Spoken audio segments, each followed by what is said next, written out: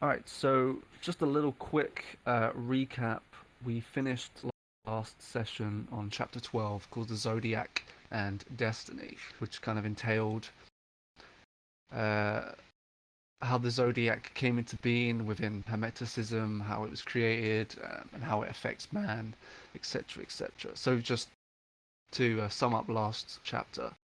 In this chapter, Hermes explains the power of the Zodiac that controls the fate of men and the possibility of becoming free from its limiting constraints.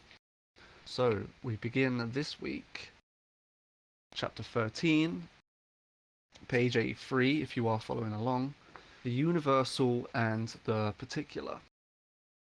In this chapter, Hermes clarifies how the Zodiac makes each individual member of the human race unique. God arranged the constellations of the zodiac in harmony with the movements of nature, and charged them with producing all the forms of the animals. When these gods had used their different powers, there emerged four-footed beasts, creeping things, fishes and winged birds, grass and flowering herbs, all according to their different natures, and each containing the seed of the continuation of their species. Every living thing has its own unique form, given to it by the power of the zodiac. This form is appropriate to its species, yet each is individual. The human race, for example, shares a common universal form, by which we know that a man is a man. Yet all human beings have a distinct, different particular form, of which no two are entirely alike.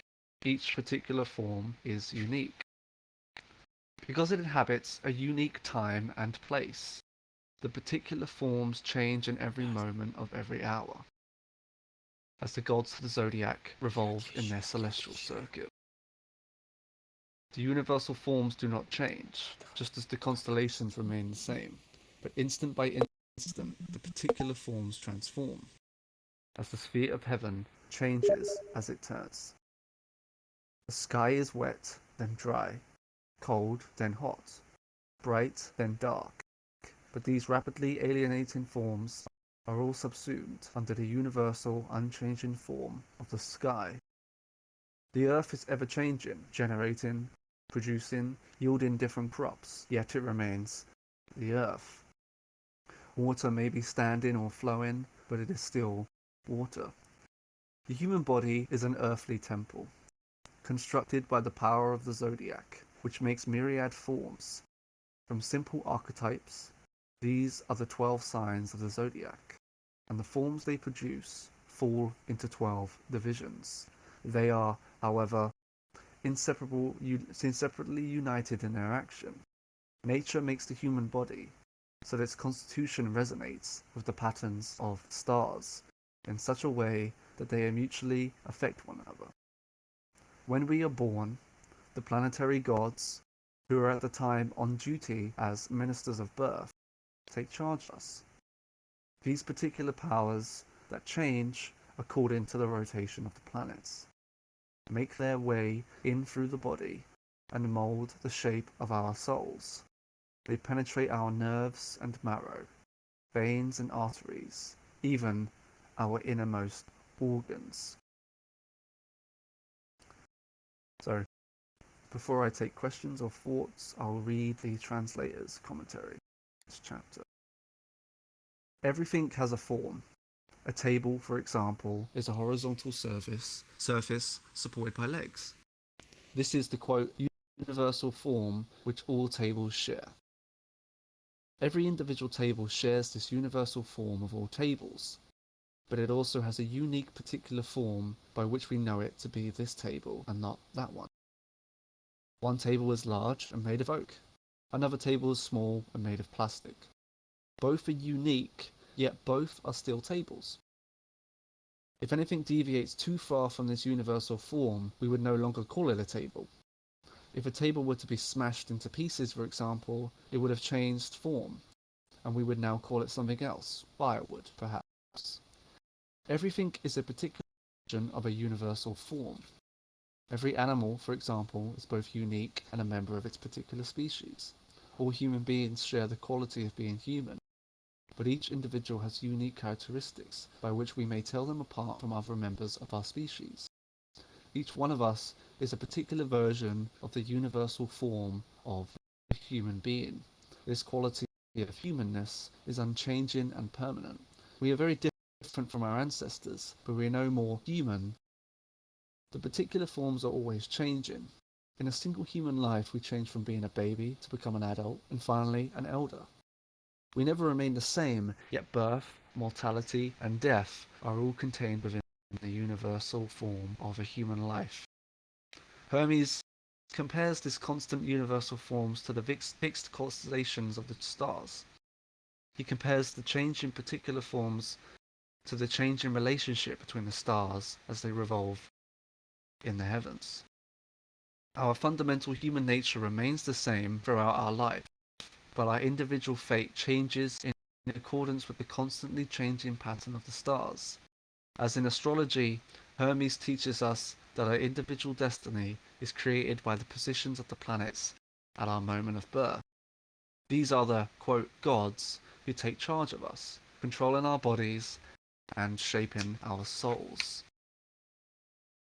So, are there any thoughts or questions anyone wants to bring up? Yeah, you in the front? Right. So you just mentioned, so this would be my first time, and this is really interesting. But you just mentioned that at the beginning of somebody's birth, their entire destiny is made up by the position of the planetary constellations, I guess you could call it, the planets and stuff. So people who are born at the same time, would they share the same destiny? It would be similar. The way I would say to kind of understand it would be destiny would kind of be, it's a bit more of an ambiguous term. It's not like a Hmm. set path, but it's kind of like a road that someone would travel because of their certain characteristics that may be passed onto them by the time that they're born, according to where the planets and the stars are at that moment of birth. But Okay. as the chapter says, everyone is different in their own way. So you could see it as if like two people were born at the exact same time, they would be similar in their astrological chart, but what may cause them to be different is how they may go about it in life, how they personally will respond to their quote unquote destiny, if that makes sense. Yeah, that makes sense. Sure. If I can summarize Okay, for cool. you really quick what we're reading here, it's a mystical text from roughly 300 AD, which I guess you could say summarizes much of the spirituality of that time, but also then when the texts were rediscovered later, it really influenced a lot of spiritual thinking in Europe, in the Arab world. It's said to have a lineage that goes way back and so on. So what we're doing here is just looking at this particular text and its perspective, just to really quickly fill you in on that, right? Okay, and if you don't mind me asking, do you know what culture This is the originally Hermetic wrote this text? philosophy. Yeah, so the text is attributed to Hermes Trismegistus, who may be a mythological figure, maybe he was a real person. It's up to you to maybe find Sure. out. So what we're doing here is looking at the writings that were attributed to him originally. And it's a small Okay. book of All about right. how many chapters are there in Gertis? I think there are about, let me see, bear with me.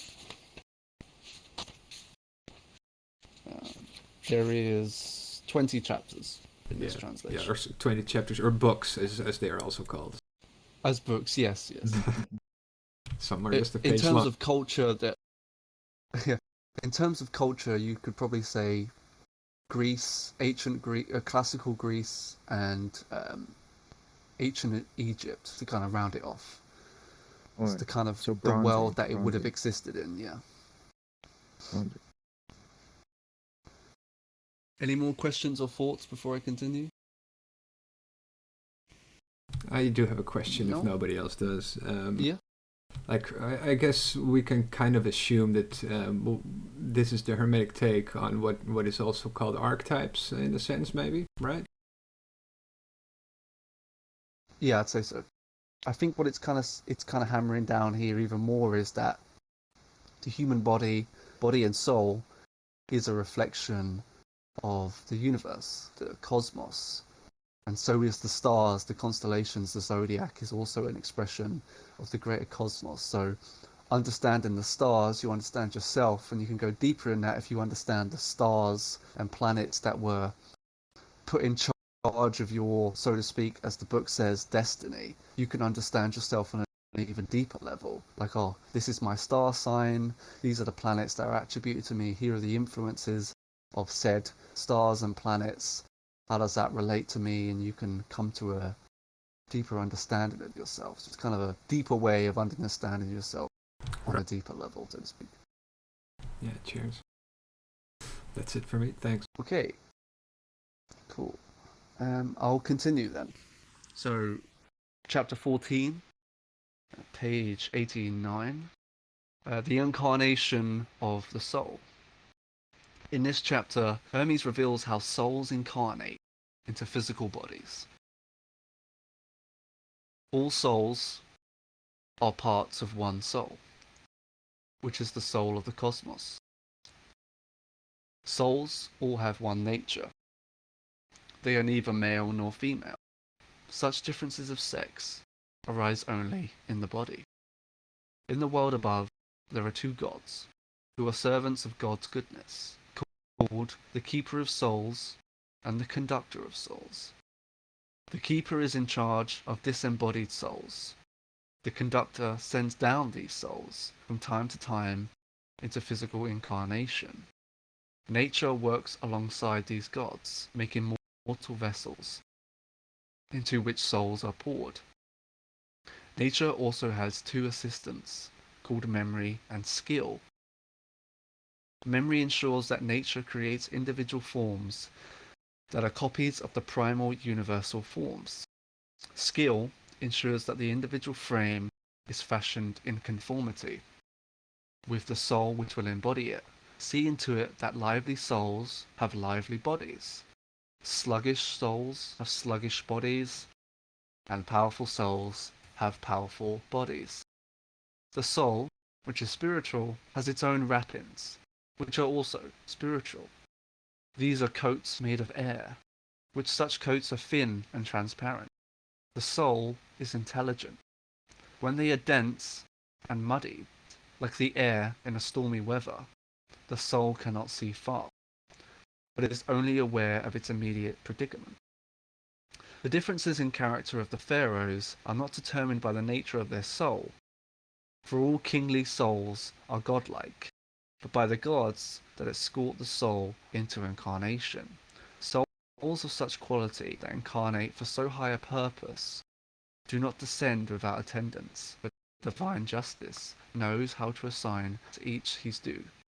Even when exiled from the happy land, when the soul is occupied by warlike gods, this pharaoh will wage war. When the gods are peaceful, he will maintain peace. When they are musical, he will like music, and when they are just, he will rule wisely. When they are the lovers of truth, he will be a philosopher. For souls, by the need, cling to the temperament of the gods, who will bring them down to earth.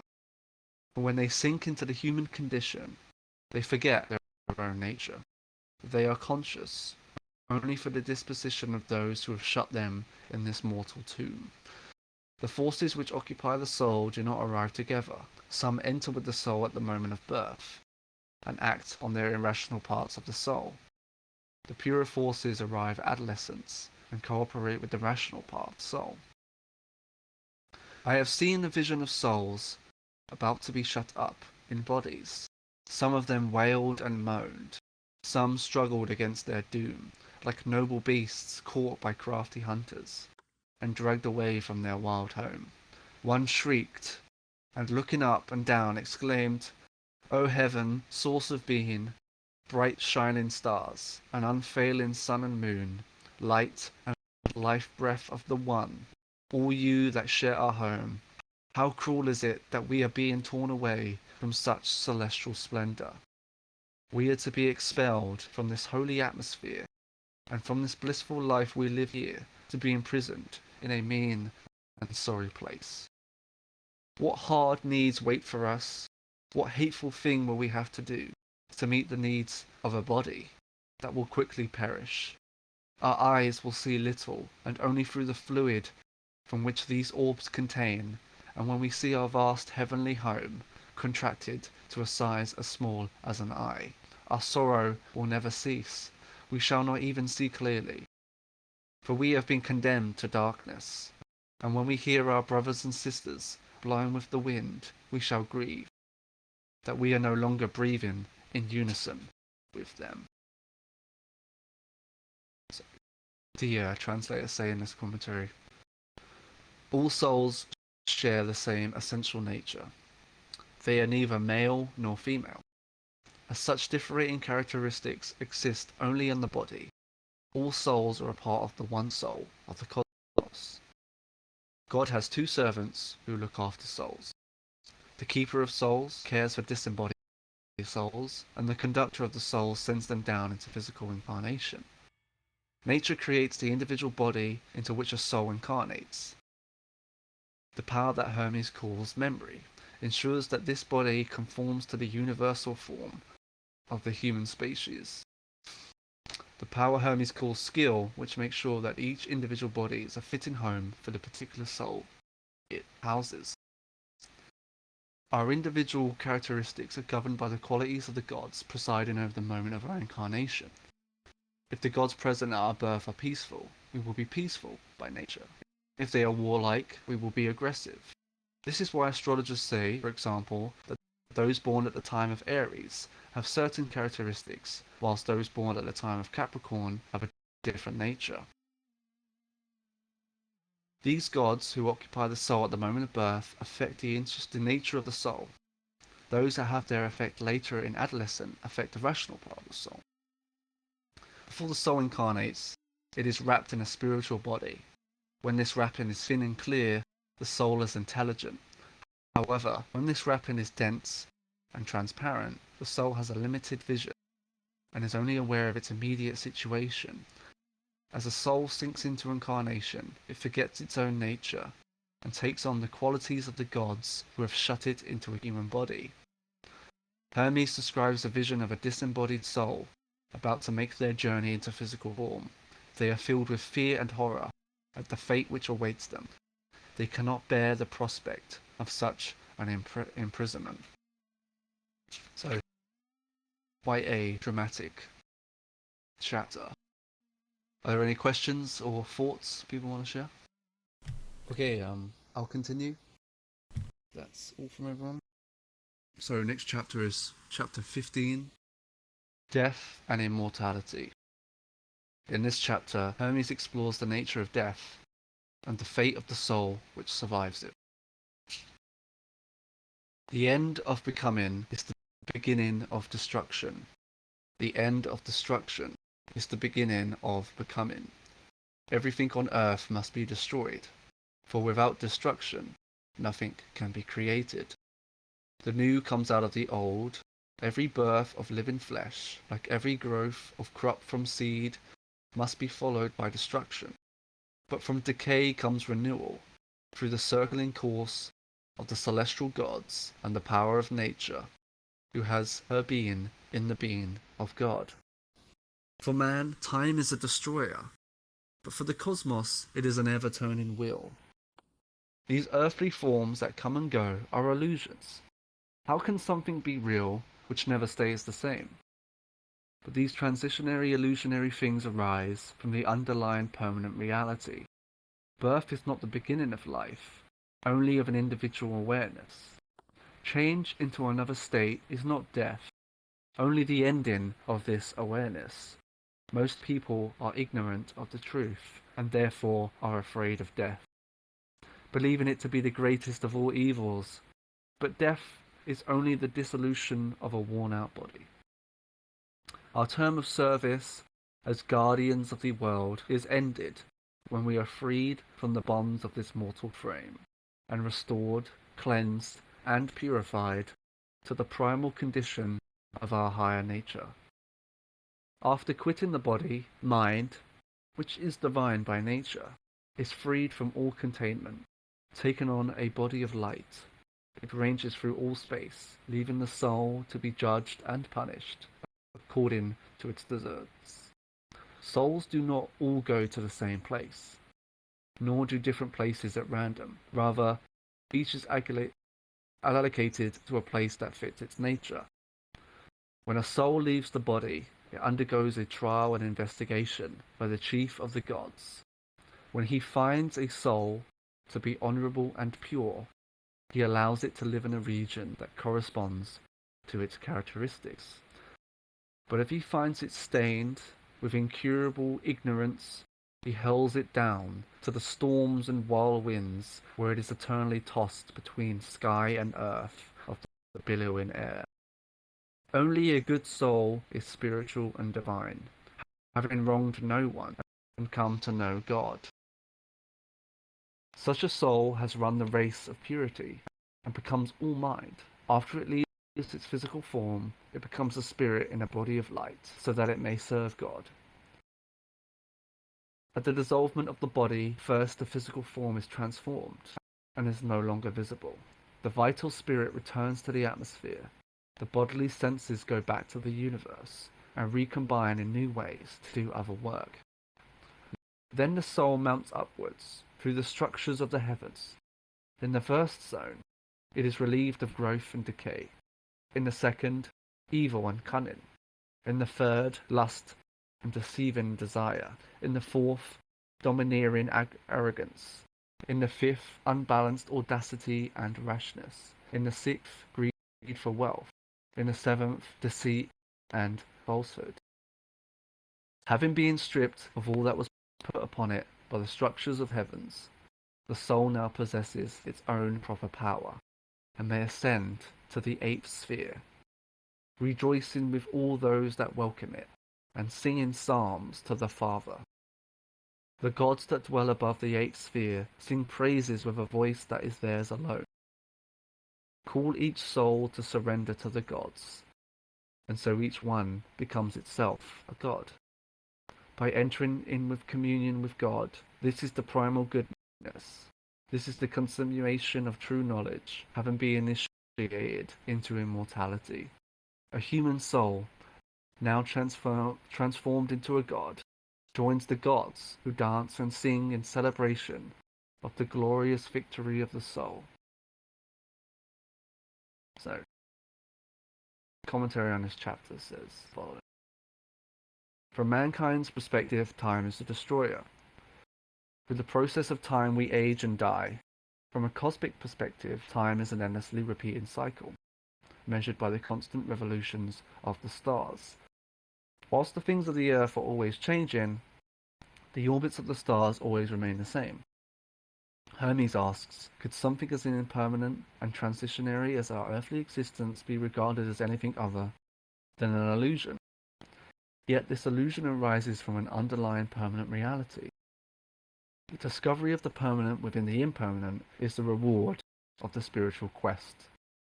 Hermes teaches us that we must accept the inevitable transitionary nature of all physical things.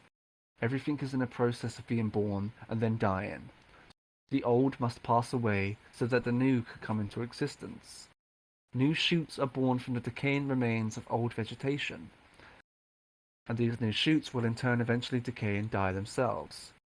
Hermes teaches, however, that a human birth is not the beginning of the soul, only its incarnation of that particular person.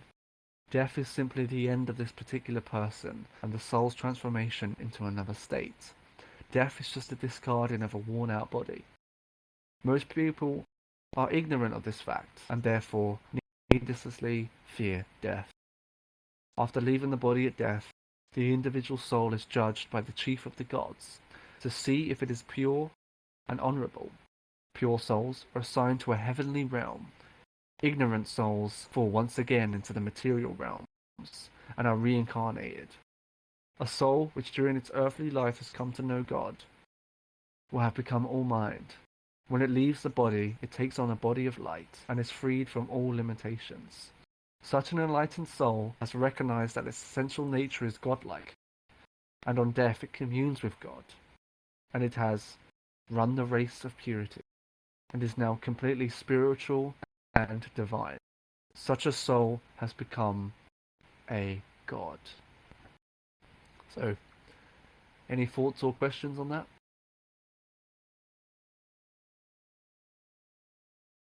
Another question for me. Something you hear a lot is the great work, right? So in order to achieve this sort of an enlightened state, you need to do a lot of studying, practicing, doing good stuff, good deeds, and so on, right? But then this chapter sort of suggests that just living a life and dying eventually is all it takes to commune with the gods. How do you see that? Well, Am I misunderstanding? I think what this chapter is saying, if you live life according to, if you want to seek the truth of God and to be reunited with God, and you do, a spiritual practice, it's kind of saying here that you will have that. If you truly in your being, you're trying to do that. It's similar, like I can see it in a Christian lens myself, as if this is someone who would be, becoming a saint, for example. Or even in some parts of this, like the purification of the soul and stuff when they die, you could see that in the Catholic purgatory, for example, or in Orthodox Christianity, the testing of the aerial spirits after someone dies.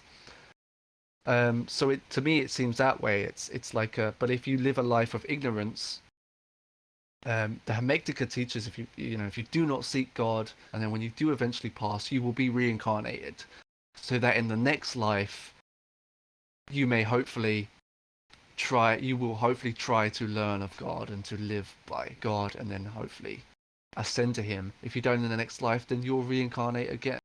That's a common theme in Hermeticism, which differs it from, especially Christianity. Is the idea of it has an idea of reincarnation, that if you don't do it in this life, you'll be reincarnated and you will carry on maybe the lessons of the previous life into your next life, and you'll keep reincarnating until you get it right, so to speak. You can see it that way. So yeah. Yeah, thanks. You say that we will when we are reincarnated, or if we don't reach that enlightened stage, we will be reincarnated back into the mortal plane with the lessons that we might have learned during the previous life. How would those lessons express themselves if we don't have maybe memory of them? Good question. So it is not really so much here in Hermetica, but from my own understanding of the study of Hermetics, Sure. it's still the same. It's still the same soul. You're still you, like your true self. So if you do reincarnate according to the Hermetica, you're in a new body. You could be a completely different person physically. But your true self is still that constant, eternal, immortal self. So whatever happened in a previous life will have like an imprint on your true self. So in the next life, it will still be in your true self, and maybe if you can't access it, but it will still be there in the background, and it will still affect you from kind of behind the scenes. So each incarnation you'll get closer and closer. Yeah, that's a good way of seeing it. So each incarnation you'll come closer, so to speak. Yeah. All right, thank you. Yeah, I think that's pretty common throughout many different spiritual systems and traditions, right? Idea that you do carry it over, and however that specifically is supposed to work, ask those different people from those different traditions. So how does this immortal soul interact specifically chronologically with the avatar that you're speaking of? What is your interpretation of that? So The greater one interacting with the avatar. Chronologically speaking, so do you mean the soul being incarnated into a physical body being the avatar? yeah, yeah, because Right. we're So speaking of the greater self talking to the younger self, and obviously, yes, at a certain, in like layman's terms of chronologically, the later self has more wisdom than the younger self, correct? yes, In the meta self. yes. So how does the avatar interact with that information? Do they always have access to the latter information, or Well, what? that depends on. I'd say it would be what practices you do. So in Western occultism, you could say that practices where one tries to connect to their higher self would be that kind of process where someone's trying to tap into their true self to access that knowledge. That would be a method of kind of like an enlightenment, so to speak. Yeah, right. There's this But if idea of. someone, Oh, yeah, sorry. Didn't no, mean no, to go interrupt. on, sorry. Oh, right. This idea of how whichever model again you use, but there's like a cascading of the most abstract level or the most divine level of reality, and then it cascades downwards in different spheres or realms or layers of reality, whatever word you want to use. And then there's, one ultimate result of that is the bodies we have, the sensory experience we have, and so on. But then the idea is that, if it comes from that particular source, then you should, through, again, spiritual practice, other kind of things, be able to reconnect to that source, which is both in you as well as, the ultimate source of reality, which, well, they're supposed to be the same thing. So, yeah, I think one of the things of practicing spirituality is, like Gerda said, reconnecting with this thing, and there's many ways to go about that, many different practices to try to achieve it, but the idea is that the higher self knows better, because pretty much like what you said just earlier, and you want to try and tap into that to make sense of the things you're dealing with, why you might be here, if you can even use those terms, and so on. Read this one, the next chapter, chapter 16. This will probably be the last one for tonight. So this chapter is the ignorance of the soul. In this chapter, Hermes explains that human life is an opportunity to come to know God, but that to fulfill this divine purpose, we must cease to be enslaved by the body. It is impossible to be permanently happy while attached to a body. A man should train his soul in this life so that when he enters the other world, where he is able to see God, he does not lose his way. Each soul's hope for eternal life rests in this life here on earth.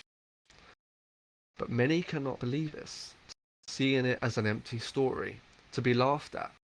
For the possessions of this life are too pleasant, and such pleasures grip the soul by the throat, holding it down to earth. Our possessions possess us. We were not born with possessions, but acquired them later. Everything a man uses to gratify his body is alien to his original godlike nature. Not only possessions, even the body is foreign to our true self. The mind of the cosmos is known through thought alone. A soul with no inner vision is blind to God's goodness, tossed by the sea of passions which the body breeds. What fire burns like impurity? What hungry predator has the power to maim the body, as impurity does to mutilate the soul? Can't you see the torture that the impure soul endures? It shrieks, I am burning, I am on fire. I don't know what to say or do. I am devoured by the miseries that possess me. Are not such cries the appeals of a soul in torment? Such a soul bears the body like a burden, as its master, not as its slave. Tear off this cloak of shadows, this web of ignorance, these shackles of decay, this living death, this conscious corpse, this portable tomb, this robber in the house, this enemy that hates all that you love, this garment that smothers you and holds you down. Ignorance floods the land, its currents sweep you away. Don't be borne downstream. Make use of the backflow. Seek the safe haven of liberation. Anchor there and find a guide to lead you to the house of knowledge. There you will see with the heart the brilliant brightness. If you shut your soul up in your body and demean yourself, saying, I cannot know, I am afraid, I cannot ascend to heaven, then what have you to do with God? Wake up, your sleeping soul. Why give yourselves to death when you could be immortal? You are drunk with ignorance of God. It has overpowered you, and now you are vomiting it up. Empty yourselves of darkness, and you will be filled with light. There is no greater mistake than to have the power to know God, and not to use it. Simply wishing and hoping to know Him is a road that leads straight to goodness. It is an easy road to travel. Everywhere God will come to meet you. Look, and He appears. At times and places where you least expect. While you are awake or asleep, when you travel by water or land, by night or by day, whilst you are speaking or silent. This is because God is all.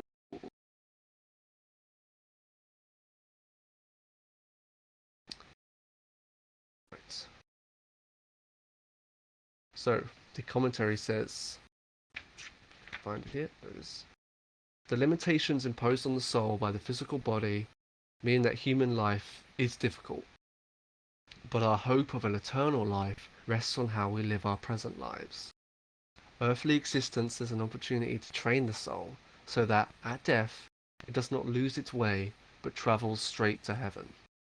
Everything material, even our own body, is foreign to our essential spiritual nature.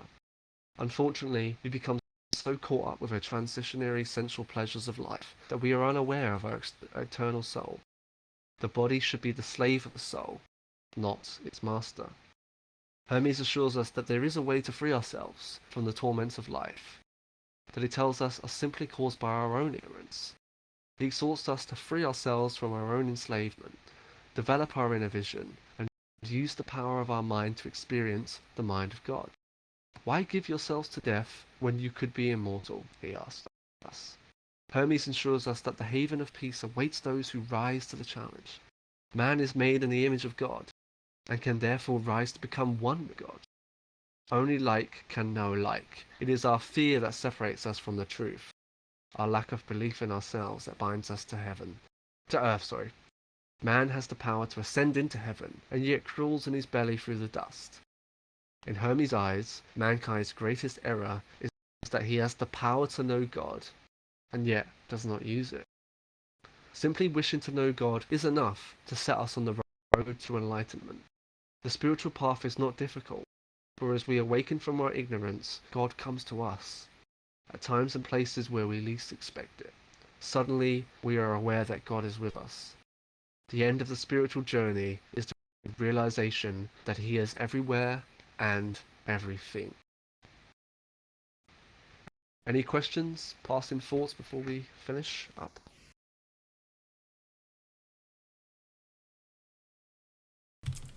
I can throw something in there for sure. This Yeah. chapter, there's this bit of like an exclamation of agony, and it reminded me, I guess, of my own personal dark night of the soul, which is really just this moment of the running theme here: out with the old and in with the new, right? And the new is it's kind of completely different, night and day difference. I thought it was really awesome to see this wording in here. I wasn't aware it was in here so specifically. That's really great. And furthermore, yeah, very dramatic chapter, very explosive, you could say almost. But I mean, it's so relatable for me, at least. If you look through these heavy words, and For people who might not be reading Hermetica very often, if you look through a word like God and try to see it not in a dogmatic way, but something beyond the word, this is such great stuff, really. And even the drama can add a lot of energy and a lot of figure to your own experience and feeling like, okay, I should turn things around and all that. Yeah, I think it's great stuff, even though it's a little explosive. Really nice to end it on that one. Yeah, I agree. It's poetic. It's true human expression. It's, like you said, it's moments where we've all probably gone through it. We're obviously, you're all here, so you all probably are on the path of trying to understand spiritual matters, and we've probably all had those moments where we've been wrestled with God, wrestled with ourselves, trying to make sense of everything. Where it's confusing but also exciting. But it's true though. Hermes says it's actually really simple.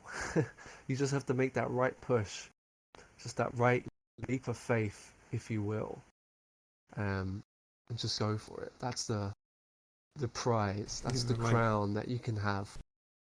So, thank you for coming tonight, guys. Really appreciate it. There'll be a recording. Be sure to check out the other sessions if you missed them. If you're interested in what I have to say and stuff, if you want to see what my other work is, you can find that on my Linktree, which would be linktree/Ingurdus. So I do write-ins and some artwork if you're interested. If you haven't already joined the VR Mystery School Discord, the address is in the lobby. And if you are feeling charitable, please consider supporting by donating, supporting on Patreon, or becoming a volunteer and helping out hands-on. You can find details about that at the vrmystery.school/support. So that's the end of today's session. Again, thank you for attending and for your thoughts. And feel free to mingle in the lounge and chit chat and all that. And I'll be back next Wednesday with probably the rest of the book. So thank you. Yeah, thank you. Thank you. It was wonderful. Thanks, Ingurdus. Let's throw some emojis, guys. Oh yeah. Thanks. That's always good. Thanks, everybody. Hope to see you next week.